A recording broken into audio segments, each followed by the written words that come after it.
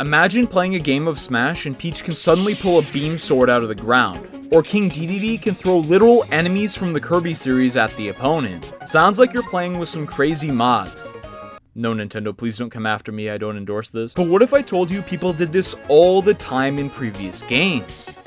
Just not anymore. This is Charizard using Rock Smash in Smash Bros. 4, and this is Chibi Robo waiting to return in a new game.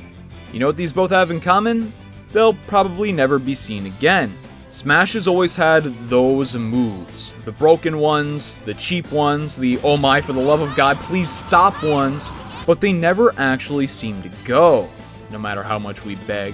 Most characters don't get heavily changed, these moves returning in game after game after game, unlike these. Snake used to have a landmine he could plant into the ground back in his first appearance in Super Smash Bros. Brawl. Now, I know what you may be thinking.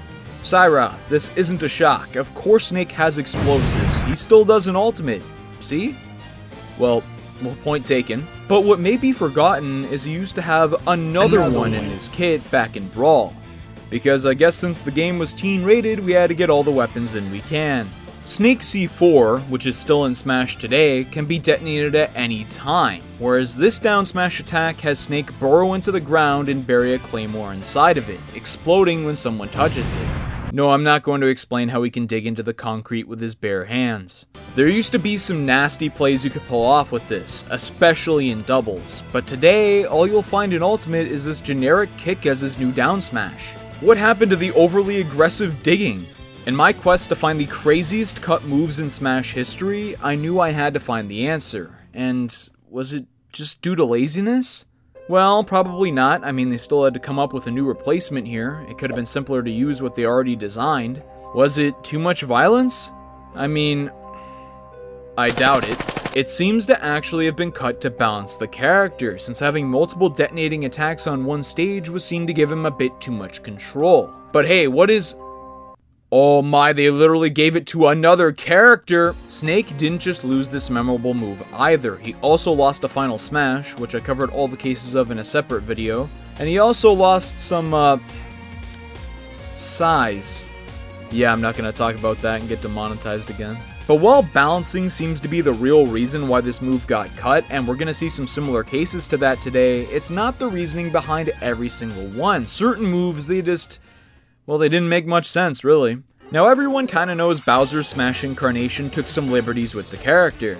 There's like 5 series references in his entire moveset, his whole personality gets reduced down to big, grunty, angry turtle guy, and while some still enjoy how he turned out, I'm not in that group if I didn't make it clear enough, I don't think anyone can excuse this. Pardon? What is that? Bowser's shell can suddenly stretch like elastic? Melee's devs just thought it'd be funny to turn him into Jigglypuff now, huh? This got cut in exchange for a sudden backwards dropkick. 2 whole game entries and 13 years later, I might add. And while it was admittedly pretty hilarious, I don't think it'll ever actually come back. Kinda like Ganondorf's old moveset. The King of Evil debuted in the series not as the slow sword-swinging slayer that we all know, but instead as a copy-paste of Captain Falcon. Considered to be the most infamous clone in Smash history, you know, back before they came out and outright marketed them as new characters, Ganondorf had to be designed this way, because they really wanted to get him in the game, but Melee was only given less than 18 months for its development time. No, I don't get it either. Maybe that explains the weird Bowser decisions, huh? So of all characters to give the Ganon coat of paint to, they chose Falcon. And it worked. Until fans saw his victory screen and we were like, look at that sword, why can't we use that in the game? And after years and years of waiting, our prayers were finally answered, almost 2 decades later, when in Smash Ultimate, most of Ganon's attacks finally got replaced with, yeah, ouch. At least like the alleged Isabelle Snake situation, you can still kind of enjoy the original moves through Captain Falcon's set today, although not all fans of the original character were pleased with it. And while probably the most famous case, it's not even the only one. There were a bunch of these things, and I'm gonna try to share as many as I can before my Pocket Champ finishes this race. Wait, what? Link's bomb got changed to the Breath of the Wild ones for Smash Ultimate, while also losing his iconic hookshot to more accurately represent the newest iteration of the character, with the original moves still living on in Toon and Young Link. Alright, nice start, things are going good. Fox and Falco debuted with the same laser and shine attacks, with Falco's changing to a moving reflector in Brawl, and Fox, despite being the original incarnation of the character, had to get his laser changed to the rapid fire one that we know today. So strange. Oh, yes! We pulled it out. First place, wouldn't expect anything less, but this could only be done by training my champ the right way. If you're interested in joining me and playing one of the hottest things going right now, click the link in the description or scan the QR code on screen to download the game. It's free to play on both iOS and Android. It helps my channel if you do so, plus if you do it right now, I've partnered with Pocket Champs to offer a starter pack of 1,100 gems, a $9.99 reward now completely free. There's new events every month that you do not want to miss out on. I'm telling you, you gotta check this out. Perhaps the most shameless clone character ever introduced, Dr. Mario, actually maybe scratch that, had more similarities to the original, but like the others here, would again force the character he was based on to change it up. With Super Mario Sunshine being the most recent 3D Mario game to release during the time of Brawl's development, the Smash team thought, hey, let's put Flood in Smash. Mario can charge it and shoot water now, but it came at a cost. A cost that saw the iconic spin jump from Super Mario World get thrown out the window like an employee suggesting Waluigi gets added to the roster. Hey, at least Doctor can still use the move, because he played such a big role in Super Mario World. Maybe it's a good thing we have some clones to let the memory of these moves live on, while iconic characters get changes to suit their new appearances. I mean, they could give up on Flood eventually, it's not really new anymore, just saying. But while it's nice to see some cut moves still be left in somewhere, I was more curious on my search to find more that will never be seen again in any capacity. And that happened while I was cleaning out a drawer and found this. Smash Bros 3DS. Man, I had some fun with this game. It's a bit of a shame people kind of just dropped it a month after it came out for the Wii U version, but nevertheless, when I booted this up, what stood out to me right away was Charizard. Yes, this guy was all by himself this time around, since because of the 3DS's hardware limitations, you couldn't include the Pokemon switching feature in the trainer. And when I throw these three on the screen, which one do you think Nintendo is going to keep in their game? Zard's specials in his first incarnation in Brawl were Flamethrower, Rock Smash, and Fly, with the down slot not being an attack at all since this is how you change from Pokemon to Pokemon. But now he's his own guy. This is like Luigi stepping into the mansion. We finally have an opportunity here for the fourth move. And I bet you see where this is going. His now iconic Flare Blitz side B attack, which has created some memories in the past, was now there. But when Squirtle and Ivysaur were brought back for Ultimate, and he'd be taken down to 3 specials again, would this be the last we'd see of this new move? That was definitely the hope for some in the community, but they opted to actually keep it. And, as I alluded to earlier, Rock Smash was the choice to go. Eye-opening considering this move was there the last time Zard was played in this form, but to me, it makes a lot more sense to have the Fire-type move remain on the Fire-type Pokemon. Interesting little fact is there's no actual way for Charizard to learn Rock Smash in Generation 7 naturally without transfer from another game, and these were the latest Pokemon releases before Smash Ultimate came out, so... Okay, well I found it interesting at least. Jeez. Charizard wasn't the only character to be split from their pack in Smash 4. Sheik and Zelda used to have the Pyra and Mythra treatment before they went through their tragic breakup as well. And well, unlike Zard, this mainly just led to the creation of new moves rather than cuts. In a seeming effort to balance Sheik as a solo, her chain side B would be replaced by the tripwire burst grenade that we know in Smash today. The chain was considered to be one of the worst specials in Smash Bros. During its time, to the point where if you got a kill with it, it was like a major achievement. They buffed it a bit in Brawl by turning it into a tether recovery, but even still, a complete overhaul was chosen to be done, and it was probably for the better. Closest thing we have to it now is Simon and Richter's chains, and yeah, maybe that's enough. Zero Suit Samus also got officially split from Standard after Brawl 2, and while she could still be selected as your starting character there, the key difference is that in Brawl, she'd spawn with a bunch of items, giving her a huge advantage over the opponent.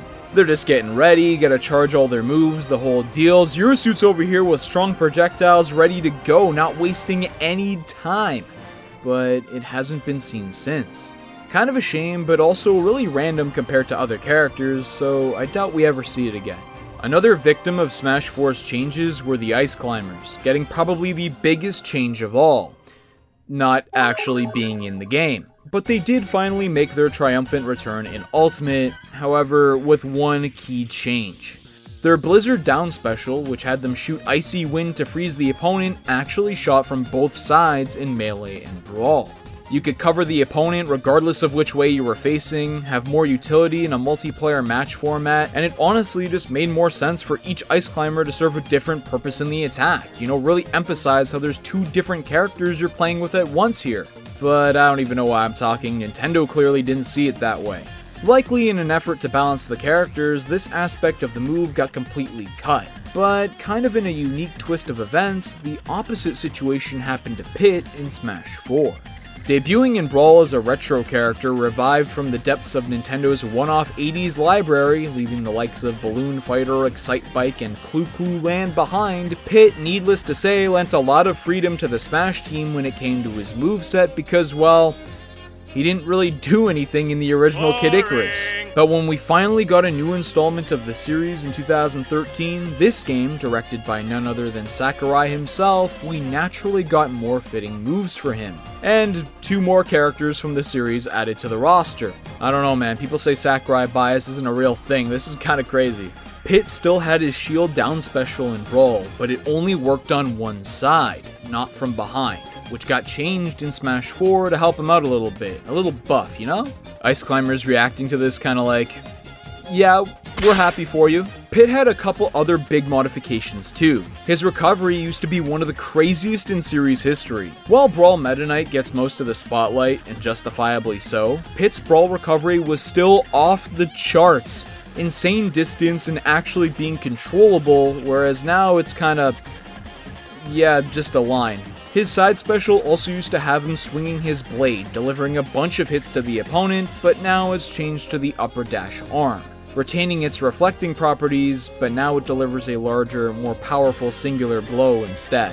While this mechanic change was likely to give him a stronger striking option, the main reason this was changed was likely to reference one of the new weapons from Kid Icarus Uprising in there, unlike the former, which, it was certainly original, I guess. And speaking of Brawl, I'd be remiss if I didn't mention Meta Knight's jab. Not that it got taken out or anything like that, but the spam ability of the move got drastically reduced after this game. Should it be considered in the same vein as the other completely cut attacks? Probably not, but that's okay because I don't want to cover every single move change in Smash history today because really, who asked for that, right? But there are a few minor ones that warrant a mention before we get back to the interesting content you clicked on this video for. Yes, you have no choice, you need to know these things, it'll be on the test. Did you know Mario's forward air never actually used to be the iconic downward spike? Yes, the move making even the fiercest of offstage flyers fear its fate, that, by the way, was a big enough of a deal to get a prominent reference in the Mario movie, actually had to be added to his moveset in Melee, whereas in Smash 64 he just jumped off to the side. You could say this was because of hardware limitations at the time when designing attacks, but Donkey Kong had a similar situation that didn't get addressed for almost 15 years. Simultaneously being Mario's friend and foe, the one thing everyone can agree on is DK has always been a fighter. But until Smash 4, he used this weak little running kick dash attack in Smash Bros. What? This would stop his momentum completely, giving the opponent easy opportunities to punish him, until it got swapped out for his iconic roll, which I can't see going anytime soon. Kinda like Wario's shoulder bash. If you interacted with the Reddit Smash community anytime before 2018, you'd see one thing spammed over and over, seeming minor to some, but to the hardcore Wario fanbase, it came as a shock when his iconic shoulder bash wasn't included anywhere in his Smash moveset, despite it being his main thing in the Wario Land games. I know he's mainly based on his WarioWare appearances for Smash, but that's like saying, yeah, let's add Inkling, but they can't shoot ink. Like, seriously. But fans can rejoice now, knowing that this running faceplant dash attack finally got replaced with the shoulder bash in Ultimate. Kirby used to also have a similar faceplant attack in Smash 64, but it didn't take long to get replaced. This got changed to a fireball in Melee, which while you may think hasn't been changed, since he still has it in Ultimate today, I'll have you know that for a while, it actually was. In Brawl, this got changed to a spinning dash attack, kinda like breakdancing, and stayed this way for the following Smash game as well before it got changed back. Kirby's forward throw used to fly way up into the air in Smash 64, but it got changed in Melee going back closer to the ground. And while the original is still referenced in some form, it's not nearly as wild. Kirby coming in with a trifecta here, as his back throw originally allowed you to plunge into the abyss of the stage when on the side of it, but ever since Brawl, you haven't been allowed to do that. Stupid Brawl. Something else you aren't allowed to do anymore is lunge right across the stage with Wolf's forward smash. This was a pretty unusual property for a smash attack to have, especially at the time, maybe being more properly suited to a special, and it eventually got changed to something more conventional in Ultimate, but arguably better. But capping off this section is something that I don't even feel comfortable classifying as minor, because depending on your point of view, it's one of the biggest conspiracies in all of Smash, and I'm tired of pretending like it's not. Yoshi's had a couple of tweaks in his kit through the years. He doesn't do the cool little flipping up air anymore, and now he just hits you with his tail in Ultimate, which is kinda lame, but there were 3 other key changes that led to me raising a red flag. Exhibit A. Back in Smash 64, our dynamic egg-dispensing dinosaur used to hit opponents with his head for an up tilt, but in Melee this got changed to a tail whip. Don't see the connection yet? Heh, it's okay. Just wait. Exhibit B. In every Smash game, Yoshi would up smash the opponent with his skull, until Smash 4 changed it to an upwards kick. Still doesn't seem controversial yet? Just wait until Exhibit C.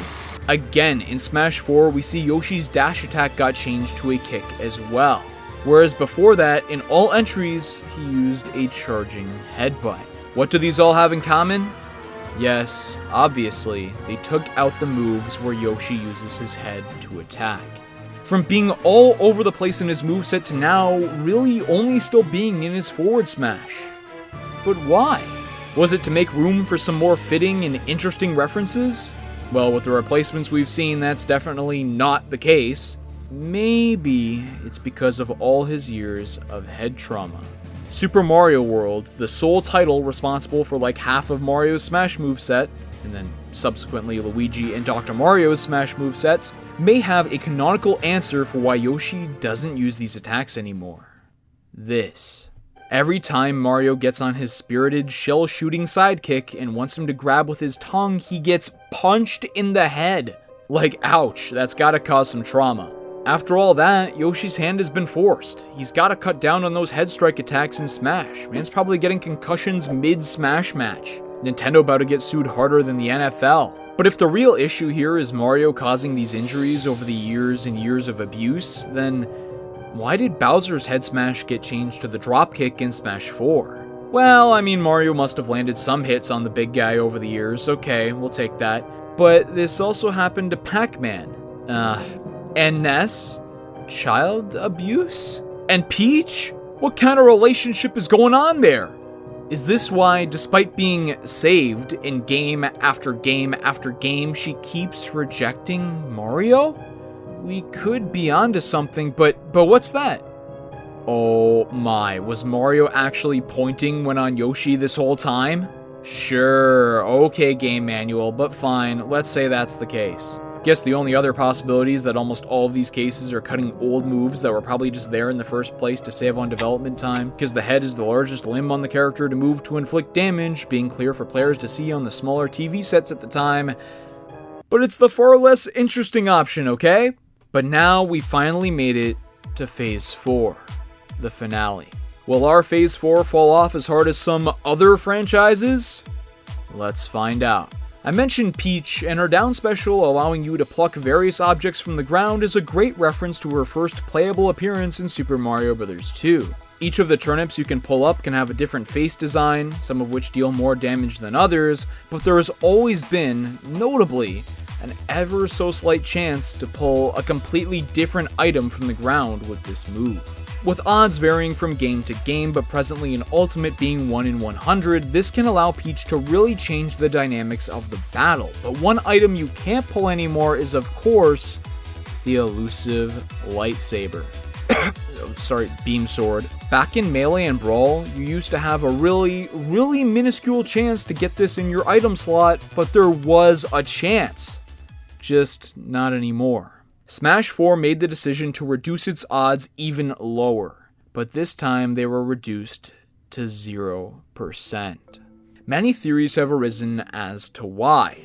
My first thought was, well, to be blunt, what the hell would Peach be doing with a beam sword anyway? What possible series reference could this have? At least her pulling a Bob-omb makes some slight sense. That's an actual item from the Mario series. I dare you to find somewhere where they just pull out lightsabers and start recreating Star Wars.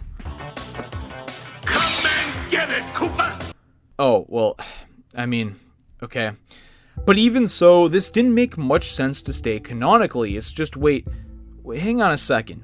If it not making canonical sense was really the issue, then why can she pull the Mr. Saturn item then? These guys are like the mascot of the Earthbound franchise. There's some major reaching here. Now it has to be some other reason. Was it too powerful and broken to get by chance?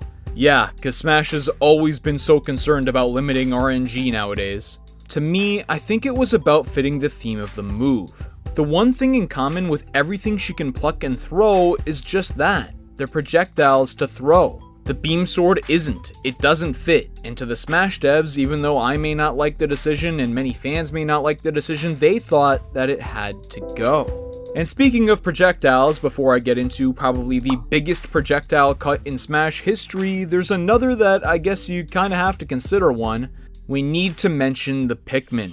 Olimar's trio of plucky, pint-sized plant partners, try saying that 3 times fast, used to be a much bigger group prior to Smash 4. Back in Brawl, this guy used to be even more annoying than today, believe it or not, as man actually pulled up with a whole squad of 6 Pikmin. That's more Pikmin than there are games in this series. He thought he was Pokemon Trainer or something. In Smash 4, however, this number got reduced to 3, and while many would think that this was a gracious move on the part of the developers for all of the cultured members of the fanbase who would no longer stand for getting camped off stage by these cheap, skillless, spammy space things, no, it actually had a deeper reason: the 3DS.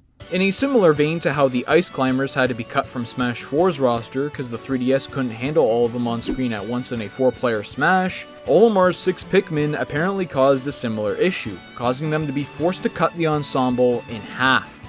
The weird part was when Ultimate came around and the hardware limitations were clearly no longer there, the Olimar fanbase was like, well, aren't you gonna change him back? And well, Nintendo probably paid as much attention to that as they did to all the Pikmin 4 requests for all those years. They'll get to it eventually, like 7 years later. With all this talk of Pikmin and sidekicks, I'd be remiss not to mention the #1 sidekick in all of gaming, the brother to the box art star, Mama Luigi. Mama? Mama Luigi? This guy's had some of the most peculiar changed moves in Smash history over the years. His forward smash used to be a strong punch, but it got replaced with this stabbing motion with his hand instead. Cause yeah, when I'm in a fight, my first instinct is gonna be to flatten out my hand and glide it into the opponent like I'm sliding a cake into the oven. While not really referencing anything, this at least wasn't a big move mechanic change. I just think it's different for the sake of being different, honestly. Back in Smash's first entry, Luigi's up special would have a similar angle to Mario's recovery, but with a key twist. If you hit the opponent at just the right sweet spot, there would be a flame at the end of the punch, and it'd send the opponent away with some crazy knockback. And while this aspect is still in Smash today, as soon as Melee came around and onwards, not only would this cool flame vanish into thin air, but the move would also be given a huge nerf. Now there's less distance in the actual recovery, and the ending lag is massive. Luigi now just falling upside down to his eventual demise if you happen to miss. This was likely done because the new green missile attack and improved Luigi Tornado were seen to give him a greater diversity of options to recover with. It's just, man, I kinda miss this broken one. No greater change has happened to this guy, however, than to his grab. While in previous games it'd be pretty generic, in Ultimate it finally got changed to an attack unique to him, being the Poltergust from the Luigi's Mansion games, which sucks the opponent into him, now being a tether grab. Don't ask me why it took almost 20 years to add the most memorable item from his own series into his main moveset, but hey, can't spell Luigi without L, right? Perhaps the character who took the biggest L of all time in the moveset department is King DDD from Brawl to Smash 4. Well, maybe in terms of fun and creativity at least. Fans today know the iconic Kirby boss's side special to be the hit of the Gordo enemy from the series into the opponent. DDD would pull one of these guys out from somewhere, and anyone in its line of sight better be on guard, especially if it was launched like this. This attack, while being a Smash original concept, certainly doesn't seem like it today, as this type of attack is seen all the time now in newer Kirby games. It's just, this move used to be so much more when it was first introduced. Back in Brawl, King DDD didn't just hurl Gordos at the opponent. Like the Peach Turnip situation from before, there was only a slight chance of this being the option picked. What were far more likely to be used were the iconic Waddle Dee enemies from the series. Yeah, DDD would take out one of his minions and hurl them towards the opponent, allowing them to walk around the stage, basically being a meat shield for incoming attacks while dealing some slight damage to anyone unfortunate enough to get in their way. And it was awesome! Sure, they're just basic enemies at the end of the day, but it works for the character and gives him more variety. Especially when you consider this wasn't even the last of it, as not only could you launch the Gordos, you could launch the Waddle Dees, and also the Waddle Doos. While not being as common enemies as their popular counterpart, appearing at about a third of the rate, they deal slightly more damage to compensate for this, but also could sometimes deliver a beam attack to the opponent. This was no slouch either, inflicting nearly 30% damage. That's pretty good for a supporting player. There was about a 5% chance that DDD could throw the capsule item instead of any of these guys, but who cares about that, right? This attack was up there with some of the best in the series. It had Kirby references, gave the character options, and thereby was preferred by not just the casual but the competitive scene as well. So why did they cut it for Smash 4? And not only cut it, but leave just one of the options in. This isn't like Peach where it literally makes no sense for her to use a lightsaber. This isn't like Snake where we just gave the move to a different character. This was his Smash original move that has had a large influence on future boss battles in the series. Oh, well maybe it was just a hardware issue for Smash 4. They couldn't handle these guys walking around on a small 3DS screen? Okay, fair point. But explain this. Rosalina and Luma, an entire new character for the game designed around having a sidekick on screen at all times. Or how about this one? Bowser Jr., another new character who has the Mecha Koopa as his down special, which, you guessed it, is a separate entity that zooms around the stage dealing damage. Well, Siiroth, you see, the Waddle Dees and Waddle Doos, they were a lot larger than the Mecha Koopa. That thing was just a small little object and couldn't possibly hinder gameplay performance. What is this? Large Mecha Koopa? This isn't right. Smash Team, I demand an explanation. What is this double standard? You never know. Maybe this was a hardware issue with the 3DS that I can't seem to comprehend. Maybe they wanted to make this move more consistent for players to deal with. Have you know what was coming at all times. Or maybe, just maybe, and this is my favorite one, maybe there were plans in place for all of this time to finally bump up our boy Waddle Dee to the full-on playable roster spot. Bandana D has been all over those fan polls for years, just saying. Would kinda be weird to have him as a playable character and an enemy used by another one at the same time. You never know, maybe there could be a silver lining to come out of this after all. Smash has turned out some of the craziest, strangest, and downright awesome moves out there. But let's not forget what it was all built on. Many that, for better or for worse, we'll never see again. Thanks again to Pocket Champs for sponsoring this video. Remember to check out the game with the link in the description below.